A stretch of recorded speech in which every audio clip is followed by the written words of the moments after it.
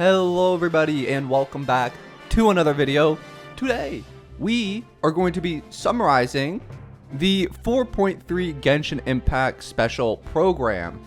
This will just be a quick summary of everything that the Genshin 4.3 program has to offer us. We talk about things like artifacts, new characters, new weapons. I mean, there is so much that we got teased in this live stream. We're going to talk about it all here today. So the first thing that we learned is that Navia can rock those shades. I'm not gonna lie, they look really good. Can we please get those on her character? Also, she's playable now. Come on, Navia looks absolutely awesome. She uses an umbrella weapon type. I mean, that is so cool. We saw there quickly, which we'll talk about more later, her axe, which I'm really excited about. It's not a new weapon type, but it just looks really cool. And it looks like Farina has gotten over her depression state after her whole kingdom tried to kill her. But that's good to see. We rock with Farina.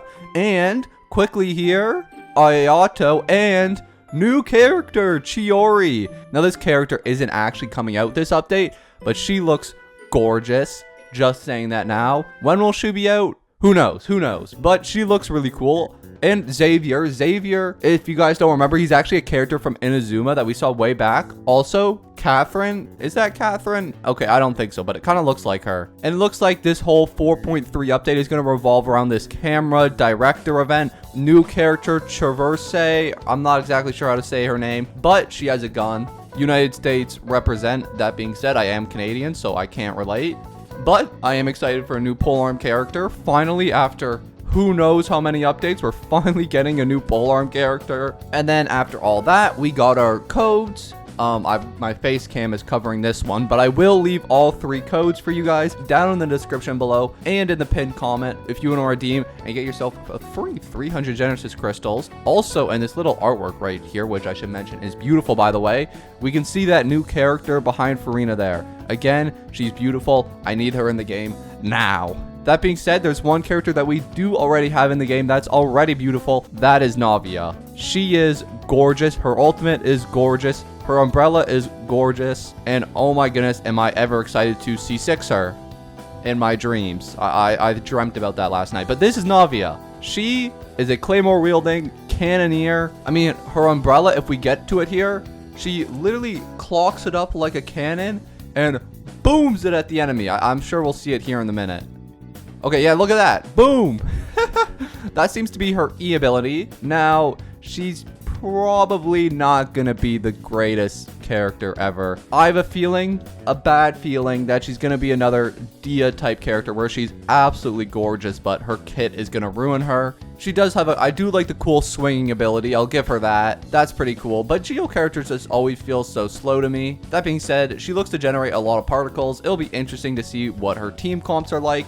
We see here in the trailer that she's working with Albedo, which is kind of what I expect. I really hope she isn't like only good in one stagnant team comp and that we can only use her with like Albedo, Goro, and Zhongli, and that's it, because that won't be much fun. That being said, here quickly, I missed it, but this is her burst. The huge cannons come out, they blast all over, drop Geo from the sky. This seems to just be like a huge AoE attack, kind of similar to like the Gone You burst, except it's Geo. Also, we're going to be getting Act 1 of the Navia story quest, which I'm excited about. She's actually one of my favorite characters in terms of like her story design, having to, you know, accept her dad's sacrifice and changing her perspective.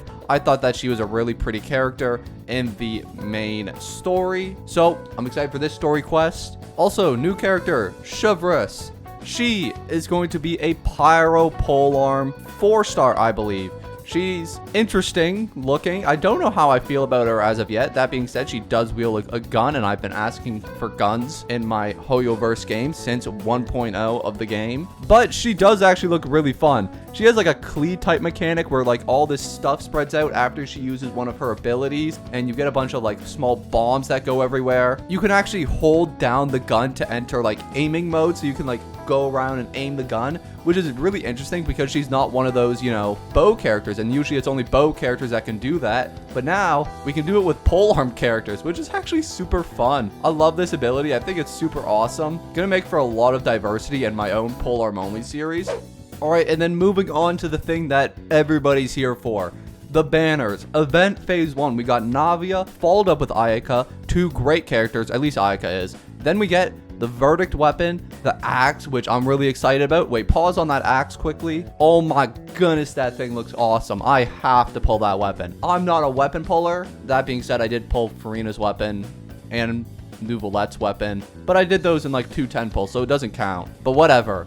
Last thing we have here, Event Wish Phase 2 featuring Yoimiya, Raiden Shogun, and it seems to just be like an Inazuma lot for this round of banners. We got Ayaka, Raiden Shogun, and Raiden, 3 great Inazuma characters, all really powerful. Yoimiya might not hold up as much in the meta today as she used to, but I love her character. Then we also got the polearm wielding gun character on this banner. So if you want to pull her, unfortunately, she's going to be on a separate banner from Navia, which I don't really like because I don't need dupe copies of Yoimiya or Raiden Shogun, but that's alright. I'll still roll for my girl, Chevreuse, here. And then, big new announcement, 2 new artifact sets, Song of Days Past and Nighttime Whispers and the Echoing Woods. I don't really like when they do these artifact announcements because they never reveal anything about the artifact sets. Like, they just tell you that they're there, but they don't give, like, the stats or the set effects. Like that'd be super helpful, you know, if you just told us what the set effects were, because then I could know what character they'd be good on. But just from the artifact design, I can imagine that these are probably going to be made for the top one for Navia. The bottom one looks like a Farina set, maybe a better set for Farina. I don't know, it's hard to say. I'm going to be pretty pissed if they make a better Farina set, because I spent a lot of time grinding for the one I have now.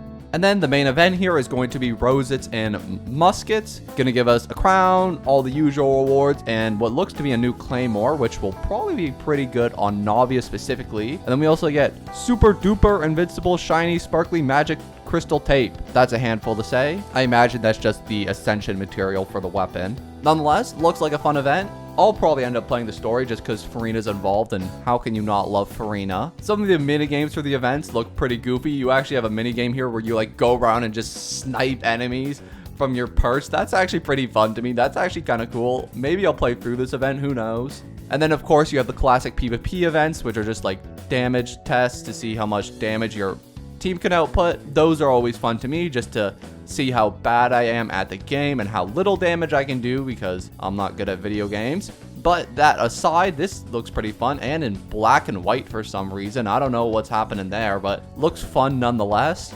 Then we seem to have like a multiplayer get the whatever those creatures are in the goal. I don't even know what's happening in this one. More goofy mini games that you can play with your friends though. Then we're getting the Arataki Blazing Armor Beetle quest. If you haven't done this event before, which I'm sure most of you have, you basically just use your beetle to destroy other beetles. It's actually like the best event in the game. If you haven't played this one, play it now because it is a goated event. Also, we're getting another Sealy. Let's go, new Sealy. Oh, who uses the Sealies anymore? Let's just say it how it is. Nobody's used Sealies since they dropped like all these other cool new little avatar pets that we can have beside us. The Sealies are like old news now. Also, we're getting another TCG event for anybody who cares. They also brought Signora back for TCG. Hey, rest in peace, man. And then the last thing of this special program, which is one of my personal favorites, is all the system optimizations that we're getting. These are so cool. The first one here, artifact interface optimizations. We can see what artifacts they recommend for each character. That's super cool because I hate going to Google, looking up what they need. And then even better, they have like plans set here, you know, to see what stats you need for each individual piece. You can sort by HP percent, defense, all this cool stuff. Really awesome stuff here. You can get very, very particular with it, which I really like. It really helps you sort through all those crap ton of artifacts that you have that you're looking for one specific character. You can sort like, do I have an HP crit piece with attack as a third substat that is rolled into 2 times? I mean, you can get crazy particular with this stuff. I mean, look at all this. You can sort it by log status, level status, equipment status. I mean, that's crazy. And then when you're upgrading it, this is a change that I really like. You can now enhance with 15 materials instead of 5.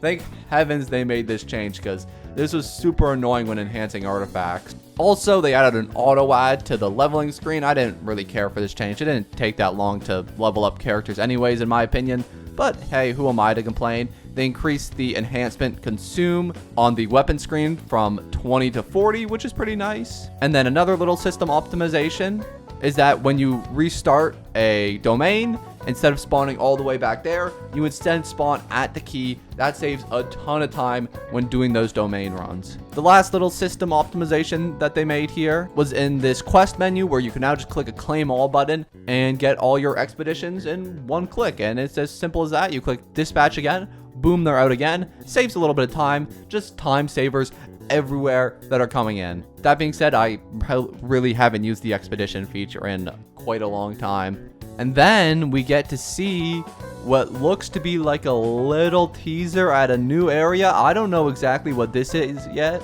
Looks super interesting though. Some new underwater areas. I am not the biggest fan of the underwater areas, but we'll see how this one looks. I'm not sure. Maybe they will find a way to optimize the underwater PvP. I don't know. But what I do know is that is going to be the end of today's video. Thank you guys so much for watching my video on the 4.3 live stream condensed. If you guys want to see more videos like this in the future, make sure to leave a like down below or subscribe to the channel.